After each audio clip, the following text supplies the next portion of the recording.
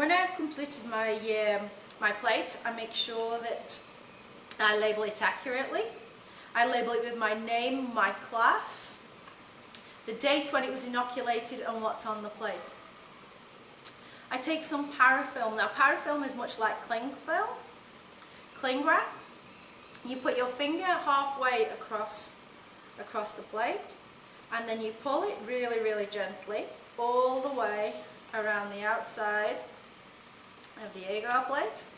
It doesn't matter if the end snaps off, and then you do the same to the other plate, the other side, so that all the agar plate all the way around is completely covered and sealed.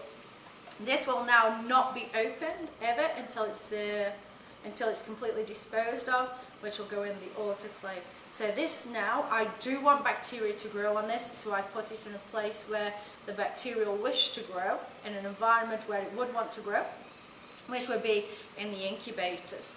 If I wish the bacteria to stop growing, I will put it in a less favourable environment, which would mean putting it in the fridge.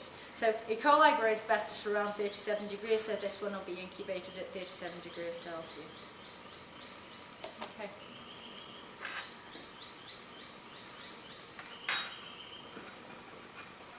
Okay, I'm now going to show you how to do a spread plate. Now this technique is to get a complete coverage of the agar plate with one type of bacteria. This is so that you can have a look at constant growth, and then you can apply things like discs to it so that you can see the zones of clearance. And this is how we do it. We have some pipette tips. These belong to Gilson pipettes, and they're kept in a box. Now they go into the autoclave in order to be sterilised. So they come with the autoclave tape around them. You know that they are sterile because the tape has not been tampered with, and they have a definite black line through it, through the heat sensitive part of the paint. So when you get your new pipette tip box, you make sure that it has not been tampered with, and you ensure that it has indeed been autoclaved, which is shown by these dark lines across them. So it's where the ink has been activated in the high temperatures. The first thing that you do is you remove the autoclave tape completely. That way the next person knows that this has been contaminated. So as soon as I open this box, it has been contaminated.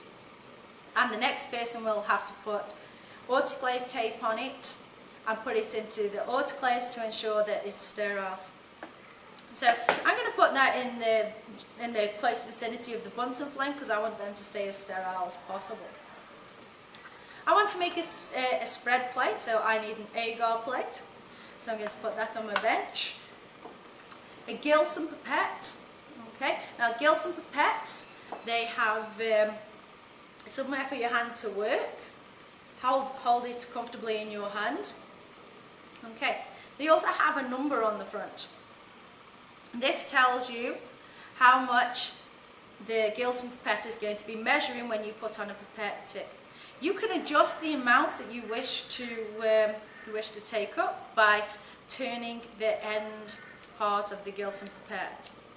So we're going to use 100 microliters of some bacterial solution on our agar plate. So I've made sure that it's going to 100.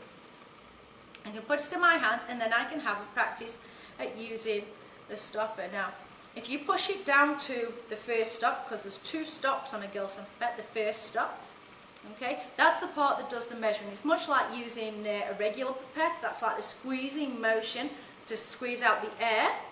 Then you will put it into a solution. When you release the top part, what happens is that measured amount is drawn up through the pipette and it's stored, and then what you do is you can eject that by going to the first stop, and then there will be a little bit of solution still left in the Gilson pipette. So if you go down to the second stop, that's a full ejection of the solution that's going to be in the pipette tip. Okay, the pipette tip will then be contaminated, so we need to remove that and put it in a situation where it will not be dangerous and not be contaminated in the whole area. So therefore, I have some bleach, and the bleach is kept on your bench. It can be kept away from the Bunsen flame, And this second lever here is where you eject into the bleach. So let's just have a look at how that one's done. So the first part is inoculating the agar plate. So I'm working next to the flame. I have not moved from this general vicinity. All of my equipment is in this area. I open the pipette tip box nice and fast, and I put on a pipette tip onto the end of the Gilson pipette. Those are still sterile. It's in the vicinity of the Bunsen flame. It's on the end of my Gilson pipette. Now, I go down to the first stop before I put it into my solution. That has now ejected a certain amount, 100 microliters of air, so that when I open my culture and pass it through the flame to sterilise the top, I put it into the culture and I draw up, and that will be a measured amount of 100 microliters. I sterilise the lid to my culture so that remains sterile. The lid is on properly, as you can see, and that now sits on the side of the bench. As fast as I can, I remove the lid, go down to the second stop and put my lid back on, and now the Gilson pipette tip, which is now contaminated, goes into the bleach. Okay, we're going to do that one more time. So let's just have a look at how that was done one more time. I get my equipment and have everything in my local area. I open up the pipette tip box. I take out a Gilson pipette. I bring everything to the immediate area. I send the Gilson pipette down to the first stop. I open the lid. Flame, pass through the flame, not held in the flame. I draw up the measured 100 microliters. I re-sterilise the lid. I put the lid back onto the culture. So as this remains sterile, it's very important that your stock solution remains sterile at all times. I bring it to my plate. Very quickly, I eject it onto my agar plate to inoculate it, and into the bleach goes the pipette tip. Okay, so I've got two plates that are now inoculated, so now what I want to do is spread them. Okay, this is how I do a spread plate. We have a glass spreader, okay, and we have some ethanol. Now, the ethanol is highly flammable, so I'm just moving it, okay, it's highly flammable. I do not want it next to the flame, however, I need it to be in my local area so that I am not knocking things over. I am not walking around with the potential glass to break into people. I also want this to remain sterile, so I need everything in this area and not walk about with it, because otherwise I am contaminating my materials.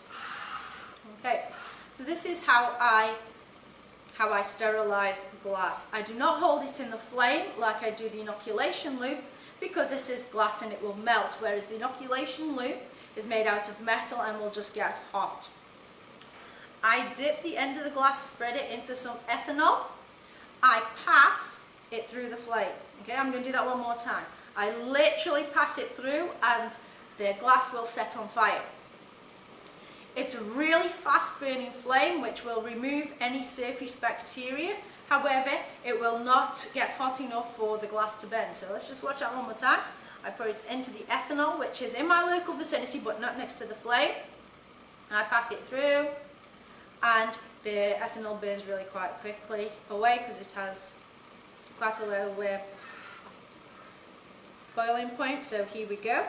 I'll wait for it to cool. Now, I take my lid off and I'm going to use the bendy part of the glass spreader in order to spread it round, because I don't want to catch and make holes and gapes in my agar plate, so I will take it out. Okay, I'm going to put this down so as I can work more quickly, and I can turn this plate around as I spread to ensure I get full coverage. I put my lid back on and that is now sealed. I can now I don't want to put my glass spreader down until I have sterilised it, because otherwise I'll be contaminating the bench. I can now put that down. I then take a piece of parafilm, because this is now inoculated. Again, you put your finger across the middle, around the outside to the end, and I ensure that is fully sealed, and I'm going to label that in 1 minute. Just one more time. Here is a inoculated agar plate. I take my glass spreader, I put it into ethanol, because the ethanol will burn away and sterilise the glass without melting it.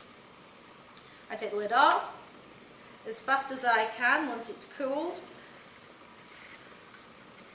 I turn the spread plate as fast as I can, put the lid back on, and in order to make sure it's sterile before I put it down, I put it into the ethanol to ensure that everything is sterilised. Everything on my bench is sterilised, and any bacteria culture which may have potentially high concentrations of bacteria on it, they have been sealed and not opened, and it doesn't matter if something gets knocked over. Everything always has lids on. You can always put your lid back on your ethanol to ensure that that one's done also. Pull out the parafilm and ensure that every last plate that's been inoculated has been parafilmed. Okay, I have now completed my practical. I will make sure that I turn off my gas tap. This pipette tip box needs refilling and having autoclave tape put back on it, and then re-sterilising, ready for the next person to use. When this bench is clear, it's really quite important to make sure that it is wiped down, and the bacteria need to be incubated at the correct temperatures.